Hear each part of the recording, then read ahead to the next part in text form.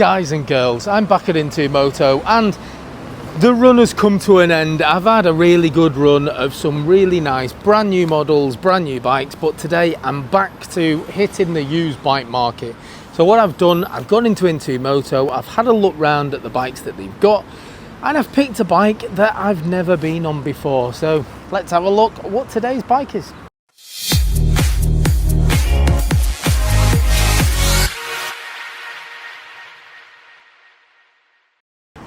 This is today's offering. So this is the Lexmoto Apollo 125, and yeah, it looks like a pretty big scooter.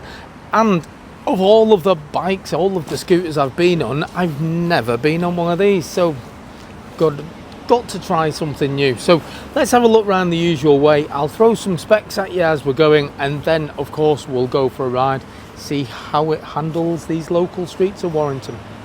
Stay with me. What I like about this bike instantly is it is literally just come into Moto. So what that means is it's a bit of a warts and all type review. So it hasn't had the Moto spruce up, it's not being cleaned, it's not gone into the showroom, it's literally been partexed, I believe. And yeah, it was outside, but you know, it'd be rude not to try just as it's landed. So I can tell you exactly how it's handled its age. It's on a 2021 plate, so that makes it 4 years old in the UK. And as I've said, it's not been cleaned. It is literally been brought in by the previous owner, who's partexed it against another bike. So yeah, there are a few marks. It is a little bit dirty, but it's kind of how you'd expect a used bike to look. It's kind of how I keep my bikes just generally.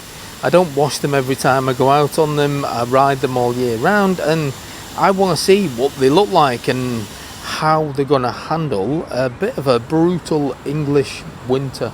And I don't actually think this looks too bad. Yes, it could do with a sponge over it, but that's about it. It's a nice colour scheme. I like the colour. I like kind of the chunkiness. I'm not so keen on the makeshift L plate that looks like it's been made by, I don't know, someone with a red felt tip pen. But the rest of the bike, yeah, it's a nice big scoot.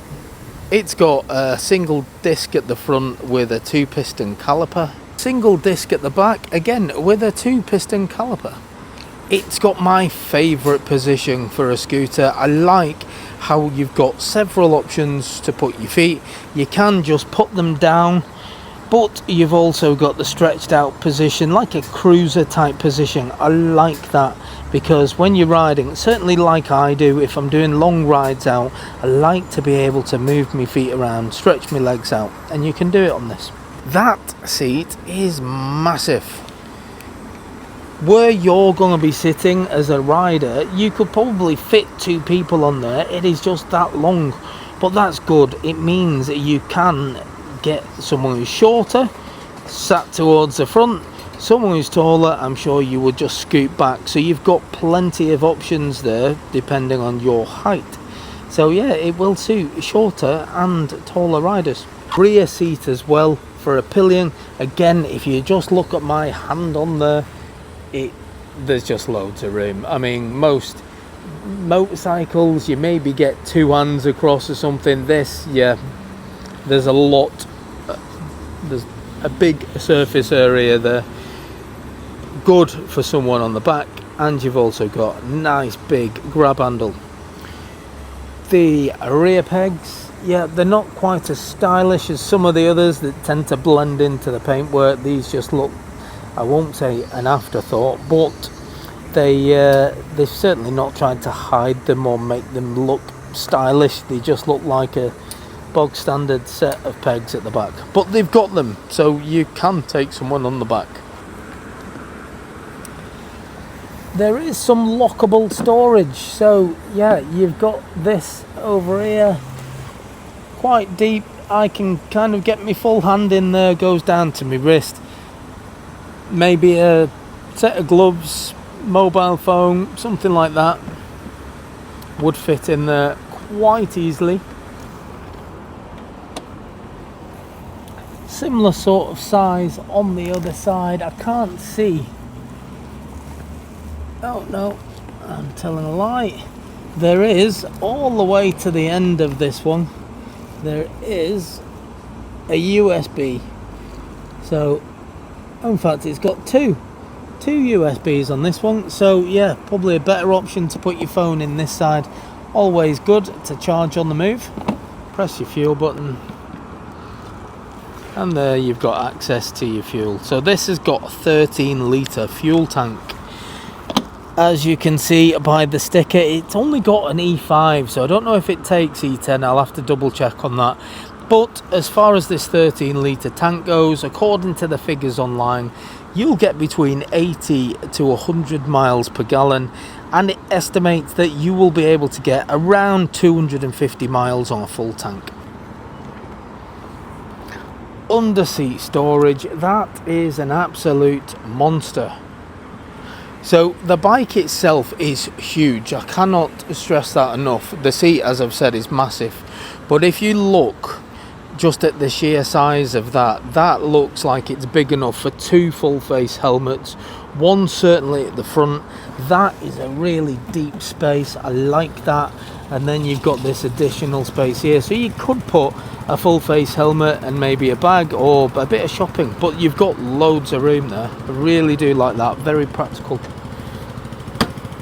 This is where things go not in its favour, let's say. So when I see a 125 bike that I know legally can go up to 15 horsepower, this less than 10, less than 9. It's actually 8.7 horsepower in new money, 6.5 kilowatts at 7,260 RPM. Now, I'm going to reserve judgment on this because it does say it's capable of a top speed of 66 miles per hour. So 66 miles per hour out of a 125, a scooter, and even like one of this size, I don't actually think is that bad, because I've been on loads of 125cc scooters that can't get to 60. This promises 66, so we'll see. Might have to do a speed test. We'll see what the traffic's like when we go out and about shortly.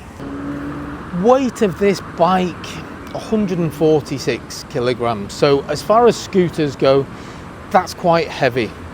And it is, because the last couple of scooters I've been on, they've been around 110 kilograms. We'll see how easy it is to get off the centre stand. It's easy enough. You've got to use a little bit of force because obviously it's not light, but the hard bit is usually putting it on the centre stand. So let me just try that. Again, it's doable, but I had to put quite a bit of my weight on that and use quite a bit of force. So bear that in mind if you're looking for something that's going to be really light and easy to put on the centre stand, move around. This, yes, compared to a much bigger bike, this will be easy to move around, but compared to another scooter, no, it's about 30 kilograms on average heavier than those bikes. Seat height. Let me just take it off the centre stand. I think it'd be easier to do it this way than it will be by throwing my leg over. Okay. Now what I like, again, scooters, even though this hasn't got the normal step through, it's still considerably lower at the front than it is by me throwing my leg over at the back. So nice and easy to get on this way. Very graceful, I think. Now, the seat height on this is actually quite low. It's 780 millimeters. However, as you've seen from the close-up of the seat itself is a bit of a monster. It's really wide, and I feel like I'm kind of doing the splits, which means I'm just about able to flat foot. If I stretch my legs out, I can flat foot both sides. But if I don't stretch my legs, I'm kind of just like a centimetre or so from getting my heels down both sides. but it doesn't feel tall by any stretch. I do feel quite low, just doing the splits a little bit. Certainly feels comfortable, and as you've seen by the seat, you can move back quite a bit. So I don't know if you can see just how much seat is left if I move to the back, but yeah, there is a lot of room there for people who are taller. You can scoot right back. I certainly don't need to come all the way back because I've only got short legs. I'm 5'8" with a 29-inch inseam, so I'm only short. But if you're taller, at least you've got that option. You can scoot back, and if you're shorter, of course, you can scoot forwards. You've got room for it. So yeah, it's going to suit people of all different shapes and sizes, this bike. Actual position with me having my feet up, I like. Yeah, it's a nice position. I like how I can stretch out a little bit. Obviously, I'd have to go right to the back of the seat to stretch out properly. If you've got much longer legs though, I will say you're not going to be able to stretch your leg out fully. I'm right at the back of this front, like the rider seat, and where I'm sat now, I've got a bend in my knee. I can't actually straighten my leg out, so I can't stretch it like you'd expect out of a cruiser peg. So if you've got long legs, bear that in mind. You might feel a bit like that when you put your legs out into the cruiser position, but you know, if you've got one, let me know. And again, very easy to slide off. Well, not slide off, I mean, you know what I mean. Let's carry on. I like the view. It's very much like you would expect from a maxi scooter, something that you could do some distance on. There's a nice bit of wind protection at the front. Like how the dials are. You've got miles per hour and kilometers, so miles per hour inside, kilometers outside. You've got a rev counter as well. Let's have a look at what we've got as far as the digital bit of the screen goes.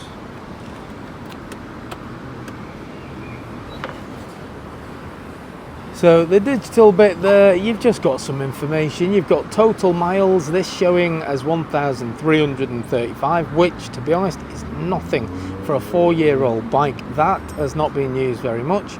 You've got a fuel gauge, there is a trip computer, and you've got a clock. Looks nice the way you've got the 3 different sections. Buttons, basic. You've got horn, indicator, high, low beam and flash. In the centre of the bike, hazard light button. Right hand side, engine start, engine cut off, and you've even got a light switch on the lights on or off button. You can see it's already in the on position. I would never ride around without the lights on. You want to be as visible as you possibly can. You want everyone to see you. That's the walk round done. I'm going to take it for a ride. I want to see what the performance is like. Horsepower figures would suggest it's going to be slow.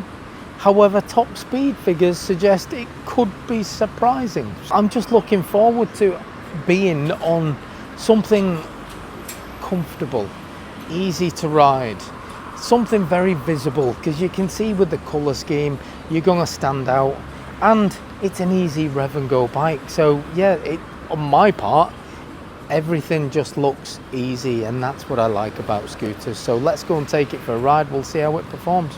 Let's go. The rain started. We're spitting. In fact, does everyone say spitting in whatever country you're in? In the UK it just means like very light rain, but does everyone use that? I don't know, let me know in the comments. Anyway, it is starting to rain, but I'm taking this bike out. This is kind of how the reviews always used to be on this channel. It was always raining in the early days when I first started doing these YouTube videos. Okay, so that was nice. Uneventful start. And uneventful is good. That means it started first time nice and easy. Now again, for a bike that has just come into moto, so yes, I know it's been ridden here by its previous owner, but the guys in the garage haven't give it the once over. it hasn't been cleaned. It is literally just being ridden in by someone who swapped it for someone else, and I'm just jumping on it nice and quick style. So yeah, let's take it for a spin. It's like being sat in a big old armchair. Suspension wise, yeah, I mean, it's all right. You can feel the bumps. The suspension feels pretty hard, but the seat, I think the cushioning of the seat is actually making it feel a lot better. Yeah, the suspension feels hard, but the seat is soft. Let's get up to 30. So that's 30 miles an hour. Now 30 miles an hour on this bike, quite good to be fair. I've already mentioned the comfort of the seat, the wind protection. Yeah, I mean, it's not as tall as you would perhaps want if you were doing faster speed and you were riding a lot, but I'm not actually feeling any wind straight in my face, so it's obviously doing a job. I'm feeling a little bit wind from my shoulders, so yeah, it does look like it's protecting me centrally. Let's get up to 40. Yeah, 40 mile an hour. It's what I would describe as being a typical maxi type scooter performance and feel. So what you're getting with this bike is it seems to get to 40 miles an hour quick enough.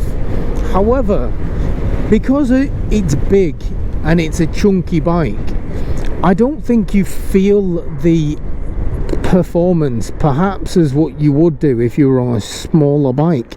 It seems to be just like a comfortable couch, so you're not getting that throw back in your seat or that taking your breath away performance, because it just kind of wafts along, and I'm all right with that, because that's what these are about. They're about comfort, aren't they? They're about ease of use and comfort, and this is comfortable. And what's easier than turning a key, turning it on, and then you've just, well, twist and go, isn't it? It is a big scooter. It's noticeably big when you stood next to it, when you sat on it, but for this kind of riding, busy town centre, we're at the time now where people are finishing work, and yeah, it's fine to skip through traffic. It's fine for a quick burst of power. No, it's not going to excite you or, you know, get you all tingly in your special area, you know, whether it be your gentleman sausage or your lady, whatever you call your lady bits. I don't want to be called in this. I don't want abuse in the comments, but whatever you call your special place, this bike isn't going to get you all tingly there, because yes, it's comfortable and it's a nice ride, but it doesn't excite me. That's not really what they're about. They're about getting to work comfortably, getting to where you're going comfortably, and that's what it does, and it's doing really, really well. 50 miles an hour now. 50 miles an hour. Yeah, I'm still getting a wind protection from here. You can feel the wind there, but it does seem to be doing a job to pretty much pop it, certainly to the upper part of my helmet. So yeah, I think if you're taller, you might actually get a face full of wind. If you're a couple of inches shorter than me, I should imagine the wind protection is going to be sufficient for you not to feel any of it at the front of you. Traffic is bad, but I'm on a scooter. I can still skip, but the traffic, yeah,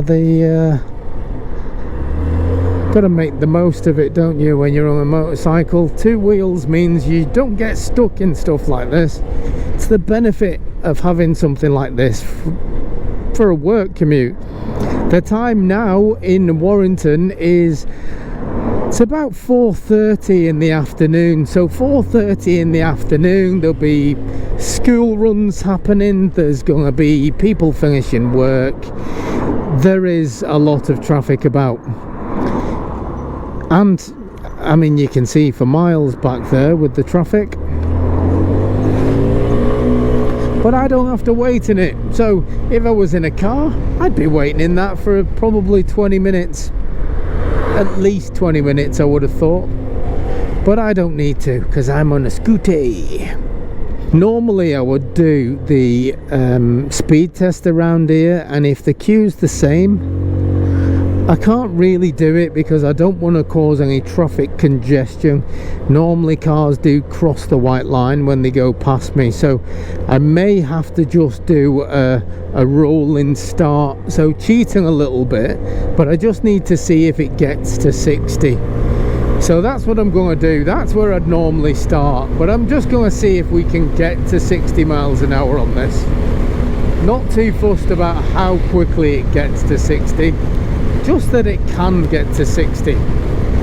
Now, from the rolling start, I'm still not doing 60 miles an hour when it comes to this long sweeping bend, and a lot of bikes have got to 60 mile an hour by this point, and I'm currently on maybe about 52, 53 miles per hour. I'm on a long straight now, so I'm hoping, I'm full throttle, I'm hoping I can get to 60 mile an hour on this bit. Bit of a downhill assist, so this is cheating. I'm on about 58, 59. So that is 60 mile an hour indicated. But the bike apparently will do 66 miles an hour, but I just can't see it. Not without a downhill assist. The downhill assist has got me to, well, it's indicating just over 60, but I'm now slowing down because I'm going uphill.